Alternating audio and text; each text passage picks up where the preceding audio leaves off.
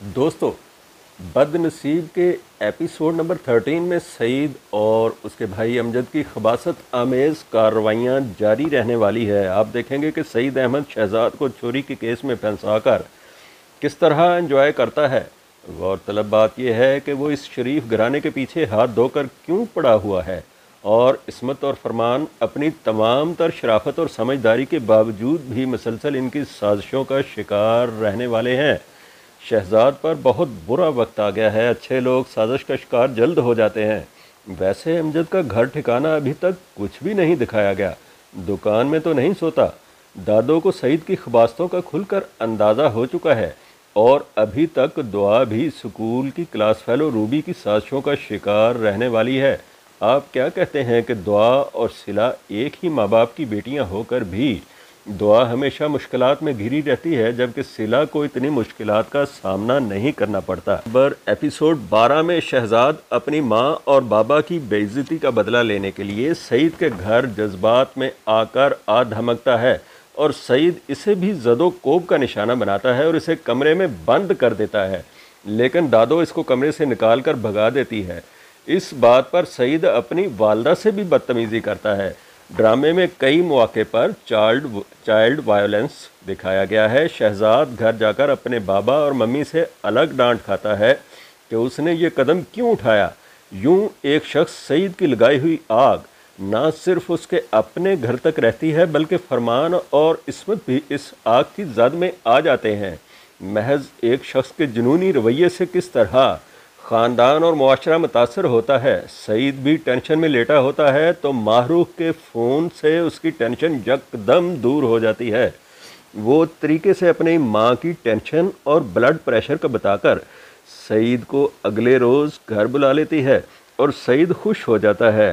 किस तरह बज़ाहिर मारूफ की परेशानी भी सईद को बजाय टेंशन में इजाफा करने के खुश कर देती है। बात सिर्फ सोचने के अंदाज की है। सईद खुशी में खुद कलामी करता है कि मारूफ, अगर तुम वाकई मुझे अपनों से बढ़कर अपना समझ रही हो तो ज़िंदगी बदल जाएगी मेरी। सईद को भी शायद सच्चा प्यार नहीं मिला है। हालांकि ये मारूफ और उसकी माँ का फैलाया हुआ जाल है जिसमें सईद वालेहाना अंदाज में जकड़ता चला जा रहा है। जब मारूफ की माँ मारूफ से कहती है कि आज मेरी तरबियत काम आ रही है और दोनों माँ बेटी मुस्करा देते हैं, तो ख्याल आता है कि ये तरबियत की कौन सी किस्म है जो माएँ अपने बेटों की करती हैं और ड्रामों के ज़रिए जो घरों में देखने को मिलती है। सईद घर की टेंशन लेकर थाने भी जा धमकता है और कहता है कि शहजाद ने उस पर घर में आकर कातलाना हमला किया है, लेकिन सईद की माँ ने हमदर्दी में उसे भगा दिया और फरमान ने सब के सामने उसकी दुकान पर उस पर हमला किया। वो लोग उसको मारकर सुकून हासिल करना चाहते हैं, तो भैया घटिया सोच और पाँव की मोच कहीं का नहीं छोड़ते। सईद इस घटिया सोच में फरमान, अस्मत और शहजाद पर इक़दाम कत्ल की FIR की बात करता है तो थानेदार इनकार कर देता है, क्योंकि उसे सईद की बातों की सच्चाई पर यकीन नहीं है। सईद थाने से सीधा मारूफ के घर अपने मोटरसाइकिल पर पहुंच जाता है, खाला जान की तबीयत का पूछने, और मारूफ पर वारी वारी जाता है। उसका बस नहीं चलता कि मारूफ की मक्कार माँ नींद बेहोशी की कैफियत बनाकर लेटी है। सईद उनकी फर्माबरदारी करता है। वो सईद को अपना बेटा बना लेती है और कहती है कि मारूफ का इस दुनिया में माँ के सिवा कोई नहीं है। तो सईद तासुर देता है कि खाला मैं हूँ ना। यूँ खाला सईद के साथ अपने दिल का बोझ हल्का कर लेती है। सईद खाला को दूध का गिलास पेश करता है जो वो पी लेती है। फिर सईद मारूफ का दुख बांटता है। मक्कारी और अदाकारी दोनों जानिब से उरूज पर है। देखें कौन किसे बेवकूफ़ बनाता है। यहीं मारूफ की ज़बानी ये डायलॉग भी सामने आता है कि वाकई में मर्द की कमज़ोरी औरत ही होती है, ख़ासकर अकेली औरत। ये है सईद के जाने के बाद का मंज़र।